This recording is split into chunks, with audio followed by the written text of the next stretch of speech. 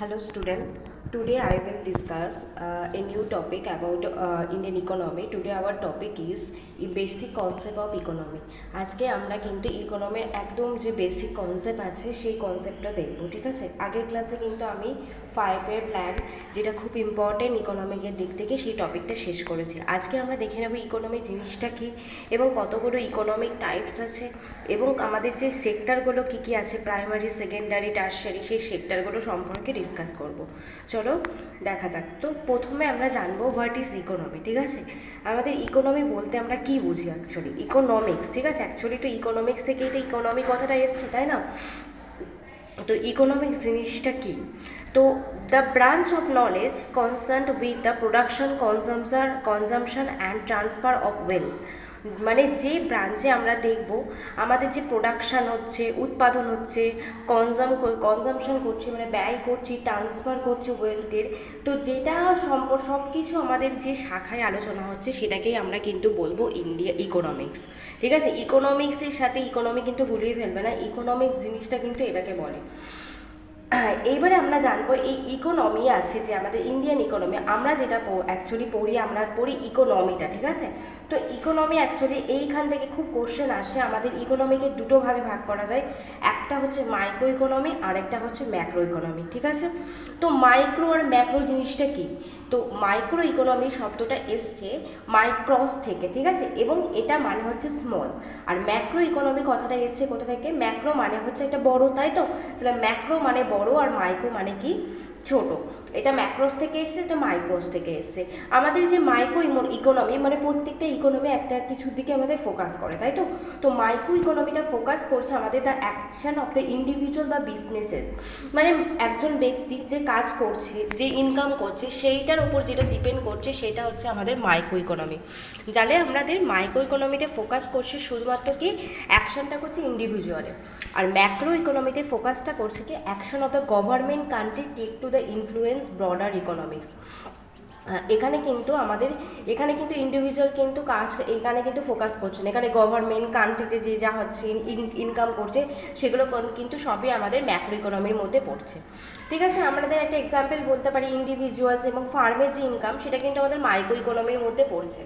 আর macro ইকোনমির মধ্যে কী পড়ছে? আমাদের জিডিপি, এনআই, ইনফ্লেশন মানে আমাদের gross domestic product, national income, inflation, সব কিন্তু আমাদের এই ম্যাক্রো ইকোনমির মধ্যে পড়ছে। এখান থেকে কিন্তু কোশ্চেন দেয় ম্যাক্রো ইকোনমির মধ্যে কোনটা পড়ছে এবং মাইক্রো ইকোনমির মধ্যে কোনটা পড়ছে। যেটা ছোটো ইকোনমি মনে রাখবে ইন্ডিভিজুয়ালের সব কিছু পড়ছে, আর ম্যাক্রোতে মানে জয়েন্ট সব কিছু।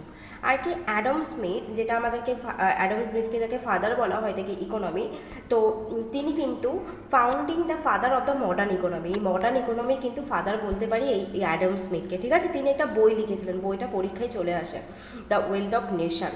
তাহলে যদি বলে ওয়েলথ অফ নেশন বইটা কে লিখেছেন, সেটা কিন্তু আমাদের অ্যাডাম স্মিথ লিখেছেন। সেটা কোথায় আছে? মাইক্রো ইকোনমির মধ্যেই কিন্তু তিনি এর ধারণা তুলে ধরেছেন। আর যদি বলে ফাদারকে ম্যাক্রো ইকোনমি, তখন বলবো জেম কেইন্স, এবং তিনি ইংল্যান্ডের ছিলেন, তিনিও একটা বই লিখেছিলেন, জেনারেল থিওরি অফ এমপ্লয়মেন্ট, পরীক্ষায় অনেকবার এসছে, খুব ইম্পর্টেন্ট, ঠিক আছে। তাহলে মাইক্রো আর ম্যাক্রো ইকোনমির জনকগুলো তোমরা যে দেখে নিলে কারা। তাহলে যদি বলে মাইক্রো ইকোনমি, সেটা হচ্ছে আমাদের ইন্ডিভিজুয়ালে ফোকাস করছে, আর ম্যাক্রো ইকোনমি বলে সবার সাথে ফোকাস করছে, ঠিক আছে। তাহলে নেক্সট চলে যায় আমাদের ক্লাসিফিকেশন। এবারে হচ্ছে আমাদের ক্লাসিফিকেশান, এই যে ইকোনমি দেখলাম, এটার ক্লাসিফিকেশন কটা ভাগে ভাগ করা যায়? একটা হচ্ছে 3টে ভাগে ভাগ করা যায়, ক্যাপিটালাইজড, একটা সোশ্যালিস্ট, আর একটা হচ্ছে মিক্সড ইকোনমি, ঠিক আছে। এইবারে আমরা জানবো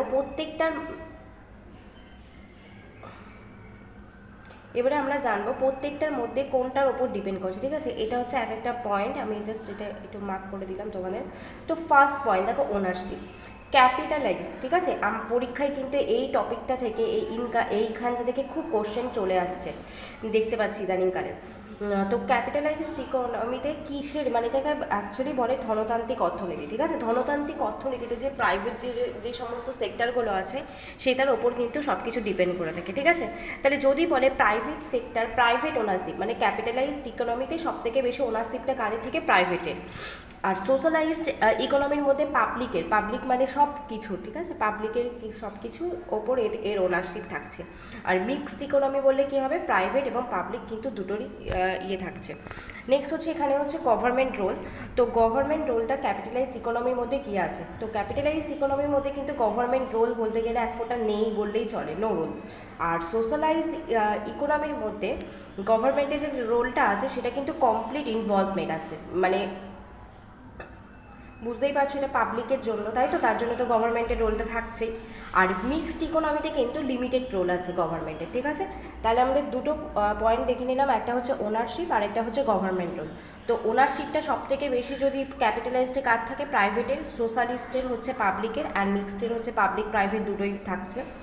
এবারে চলে যায়, দেখো ইকোনমিক মোটিভটা কী, ক্যাপিটালাইজড এদের মোটিভটা কী হবে ধনতান্ত্রিক অর্থনীতিতে। নিশ্চয়ই ক্যাপিটালাইজ মানে এরা প্রাইভেটের অধীনে, তাহলে প্রাইভেট তো একটা জিনিস ভালো করেই করবে সব কিছু, তাদের তো প্রফিটটাই দরকার, তাই না।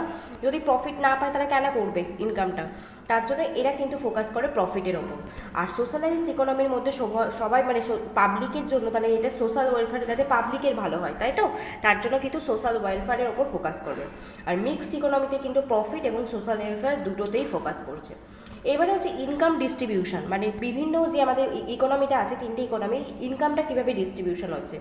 এই ক্যাপিটালিস্টের মধ্যে কিন্তু আনইকুয়াল ডিস্ট্রিবিউশন হয়। ধরো বাই এনি চান্স কোনো একটা প্রাইভেট কোম্পানিতে একজনের স্যালারি হচ্ছে একরকম, তাই তো, এবং অন্য একটা প্রাইভেট কোম্পানিতে স্যালারি হচ্ছে আরেক রকম।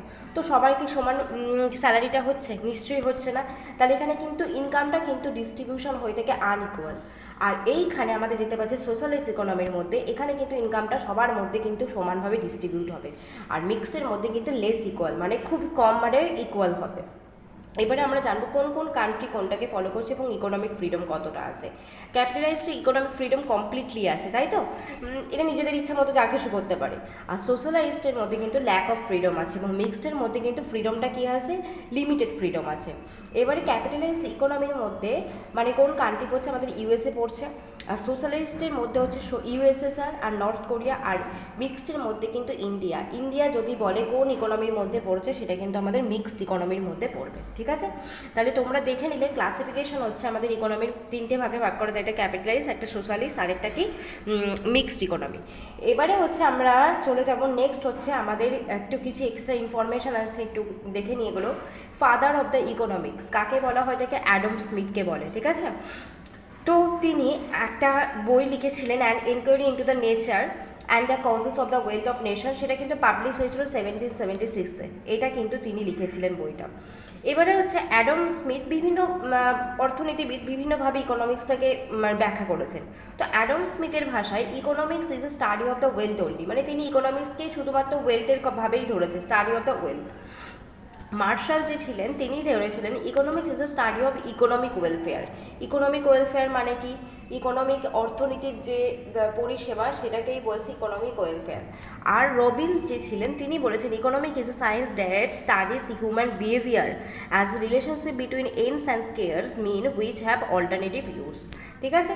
তো রবিনসের মতে কিন্তু হিউম্যান বিহেভিয়ারের দিক থেকে তিনি তুলে ধরেছেন, বিভিন্ন অর্থনীতিবিদ কিন্তু এটা বিভিন্নভাবে তুলে ধরেছেন ইন্ডিয়ান ইকোনমিটা, ওকে। এবারে আমাদের চলে যায় next important topic, sector of the economy. আমাদের ইকোনমিকে তিনটে সেক্টরে ভাগ করা যায়, ঠিক আছে। একটা হচ্ছে প্রাইমারি সেক্টর, একটা সেকেন্ডারি সেক্টর, আর একটা টার্সিয়ারি সেক্টর। টার্সিয়ারি থেকে দুটো ভাগে ভাগ করা যায়, কোইনারি, ঠিক আছে। তবে আমাদের মেন কিন্তু তিনটে সেক্টর। এবারে দেখব প্রাইমারি সেক্টরের মধ্যে আমাদের যে ডিরেক্টলি এটা এনভায়রনমেন্টের ওপর ডিপেন্ড থাকে, ঠিক আছে। এনভায়রনমেন্টের যত কিছু আছে সব কিছু কিন্তু এই প্রাইমারি সেক্টরের উপর dependent. India primary sector seen mostly in agriculture activity. India আমাদের ভারতবর্ষের মধ্যে যতগুলো প্রাইমারি সেক্টর দেখবো সব কিন্তু বেশিরভাগই আছে এই প্রাইমারি এগ্রিকালচার অ্যাক্টিভিটির ওপর। যদি বলে এগ্রিকালচার যে কোনো অ্যাক্টিভিটি, দেখো এক্সাম্পল দেখো, এগ্রিকালচার, কৃষিকাজ, ফিশিং, হান্টিং, ফরেস্ট্রি, মাইনিং, এগুলো কিন্তু সবই প্রাইমারি সেক্টরের মধ্যে কিন্তু পড়ছে, ঠিক আছে। এগুলো কিন্তু সবগুলো, মাইনিংটা অনেকে ধরে নেবে সেকেন্ডারি সেক্টরের মধ্যে পড়ছে, কিন্তু না, মাইনিংটাও কিন্তু প্রাইমারি সেক্টরের মধ্যে পড়ছে, ঠিক আছে। এবং এখানে যে প্রাইমারি সেক্টরে কাজ করে যে মানে মানুষরা, তাদেরকে রেড কলার জবস বলে, বা রেড কলার ওয়ার্কার্সও বলে থাকে, লালজীবী, ঠিক আছে। তো রেড কলার ওয়ার্কার্স কিন্তু এদের বলে থাকে। তাহলে যদি বলে প্রাইমারি সেক্টর কিসের ওপর ডিপেন্ডেন্ট, মানে আমাদের ইন্ডিয়ার মধ্যে যত পপুলেশন আছে 50% কিন্তু এইটার ওপর ডিপেন্ডেন্ট আছে। আবার এগ্রিকালচারটাকে এই প্রাইমারি সেক্টরটাকে ব্যাকবোন অফ দ্য ইকোনমি বলা হয়। এটা একটা মেন ইম্পর্টেন্ট পয়েন্ট, এই ইকোনমিটাকেই বলা হয় ব্যাকবোন অফ ইকোনমি, ঠিক আছে। কারণ এর ওপর ডিপেন্ড করেই কিন্তু অ্যাকচুয়ালি বিভিন্ন ধরনের আমাদের সেক্টরগুলো কিন্তু তৈরি হয়েছে, তাই তো। এটা হচ্ছে মেন ছিল প্রথমে। তা আগেকার দিনে তো সবার মানুষরা প্রথমেই তো এগ্রিকালচারের উপর ডিপেন্ড করে থাকতো, তাই না। তাই একে বেশিরভাগই ব্যাকবোন বলা হয়। নেক্সট চলে যাবো দেখো সেকেন্ডারি সেক্টর। তো সেকেন্ডারি যে সেক্টর আছে সেখানে আমাদের ম্যানুফ্যাকচারিং সেক্টর, যেখানে তৈরি হচ্ছে সব কিছু, ঠিক আছে। This add value the natural রিসোর্সটাকে বিভিন্নভাবে ব্যবহার করছে, ঠিক আছে। তখন এটা কিন্তু সেকেন্ডারি সেক্টরের মধ্যে পড়ছে। আচ্ছা ধরো একটা এক্সাম্পল ধরো হচ্ছে কটন বা তুলোটা যখন চাষ হচ্ছে সেটা আমাদের কী হচ্ছে, নিশ্চয়ই প্রাইমারি সেক্টরের মধ্যে পড়ছে। যখন তুলোটাকে আমাদের ম্যানুফ্যাকচারিং করছে বিভিন্নভাবে, মানে ধরো তুলোটাকে দিয়ে বিভিন্ন বস্ত্র বানাচ্ছে বা তুলোটাকে দিয়ে অনেক কিছু করছে, অনেক ধরনের আইটেম তৈরি করছে, তখন সেটা কিন্তু সেকেন্ডারি সেক্টরের মধ্যে হয়ে যাচ্ছে, ঠিক আছে। ট্রান্সফর্ম করছে বা ম্যানুফ্যাকচারিং প্রসেসিং করছে, যখন প্রসেসিং করছে সেটা কিন্তু সেকেন্ডারির মধ্যে পড়ছে। বিল্ডিং কনস্ট্রাকশন, ওয়ার্ক, ইলেকট্রিসিটি, এগুলো সব কিসের মধ্যে পড়ছে, সেকেন্ডারি সেক্টরের মধ্যে পড়ছে। তো secondary sector is called backbone of a country, helps in the industrialisation of a country. Backbone কিন্তু বলছে কান্ট্রির মধ্যে এটাকে, সেকেন্ডারি সেক্টরকে, ইন্ডাস্ট্রির দিক থেকে কিন্তু এটা এর ব্যাকবোন, এবং চায়না কিন্তু এর একটা এক্সাম্পল। আর এই সেকেন্ডারিতে যারা নিযুক্ত আছে তাদেরকে বলা হয় ব্লু কলার ওয়ার্কার বা blue collar jobs, not develop in India properly, we have leave to tertiary sector directly. তো এটা কিন্তু সেকেন্ডারি সেক্টরে কিন্তু অতটাও কিন্তু মানে ইন্ডিয়াতে পপুলার নেই, ঠিক আছে। এরপরে চলে যাবো আমাদের যে টার্শিয়ারি সেক্টর, মানে যেটা আমাদের বলে সার্ভিস সেক্টর। বিভিন্ন ধরনের সার্ভিসের যে জবগুলো, ট্রান্সপোর্টের ধরো টিচিং, ডক্টরের, সব কিছু কিন্তু এই টার্শিয়ারি সেক্টরের মধ্যে পড়ছে। তাহলে যদি বলে it is also known as service sector, it is that part of the economy where business produce services, teaching, transport, মানে যেগুলো মানুষের সেবা করছে, ঠিক আছে, সেগুলোই কিন্তু আমাদের টার্শিয়ারি সেক্টরের মধ্যে পড়ছে। It always intangible in nature which can not be intangible in nature, মানে কি, যেগুলোকে আমরা টাচ করতে পারি না সেটাই কিন্তু আমাদের ইনটেনজিবল নেচারে থাকে। Also known as white collar worker, মানে এইখানে যারা নিযুক্ত আছে তাদেরকে বলা হয় হোয়াইট কলার ওয়ার্কার। তাহলে আমরা প্রাইমারি সেক্টরে আছে যারা, সেটা হচ্ছে নিযুক্ত কিসে, রেড কলার, সেকেন্ডারিতে ব্লু কলার অ্যান্ড টার্শারিতে হোয়াইট কলার। তাহলে এটার এক্সাম্পল কী হবে, টিচিং, ট্রান্সপোর্ট, অ্যাডভার্টিং, রিটেল ইত্যাদি কিন্তু এই টার্শারি সেক্টরের মধ্যে পড়ছে। এবারে দেখো, আগে যখন আমাদের ছিল অর্থনীতি ইকোনমির দিক থেকে, আগে তো বেশিরভাগ মানুষ প্রাইমারির ওপর ডিপেন্ড থাকতো। আর দেখো 54% ছিল 1950 থেকে 51-তে, বাই প্রেজেন্ট 19 থেকে 20 সালের মধ্যে এটা কিন্তু এগ্রিকালচারে 18% হয়েছে। তাহলে আগে যদি বলতো তাহলে কিন্তু প্রাইমারি সেক্টরটাকেই বেশিরভাগ কিন্তু প্রাইমারি সেক্টরের উপর ডিপেন্ডেন্ট ছিল মানুষরা, কিন্তু প্রেজেন্টলি এখন কিন্তু মানুষ সব থেকে বেশি সার্ভিস সেক্টরেই কিন্তু নিযুক্ত আছে 56%, ঠিক আছে। এবারে আমরা কিছু, আজকে ভিডিওটা আমি খুবই অল্পর মধ্যে জাস্ট রেখেছিলাম, কিছু এই টপিকটার ওপর যা যা পড়িয়েছি তার মধ্যে থেকে কিছু কোশ্চেন আছে, দেখে নাও একটু। Author of the famous book an inquiry into the nature, তারপর হচ্ছে causes of wealth of nation, এই বইটা কে লিখেছিলেন, এই বইটা লিখেছিলেন আমাদের কে লিখেছিলেন, ওয়েলথ অফ নেশন, যে আমাদের ফাদার্স অফ দ্য ইকোনমি মানে হচ্ছে অ্যাডাম স্মিথ লিখেছিলেন। অপশান ডি কিন্তু কারেক্ট অ্যান্সার। নেক্সট দেখো, পরে কোশ্চেনটা কি আছে, father of the modern economics. Modern ইকোনমিক্সের ফাদার কাকে বলা হয়ে থাকে, মডার্ন ইকোনমিক্সের ফাদার বলা হয়ে থাকে কাকে, কেইন্সকে বলা হয়ে থাকে। নেক্সট দেখো, ইন্ডিয়ান ইকোনমি, আমি একটু আগেই বলেছিলাম ইন্ডিয়ান ইকোনমি 3টে ভাগে ভাগ করা যায়, ক্যাপিটালাইজ, সোশ্যালাইজ আর এটাকে মিক্সড। তো ইন্ডিয়ান ইকোনমিকে কি ইকোনমি বলা হয় থাকে, মিক্সড ইকোনমি, যেখানে প্রাইভেট এবং পাবলিক দুটোরই কিন্তু ভূমিকা আছে।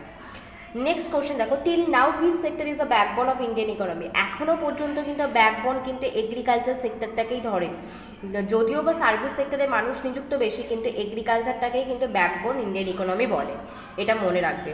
Share the sector in India's GDP is highest, এইটা দেখো জিডিপি ক্লাসটা বা আমাদের ন্যাশনাল ইনকামের ক্লাসটা আমি নেক্সট ক্লাসে আনবো, তখন বুঝবে ন্যাশনাল ইনকামটা কী।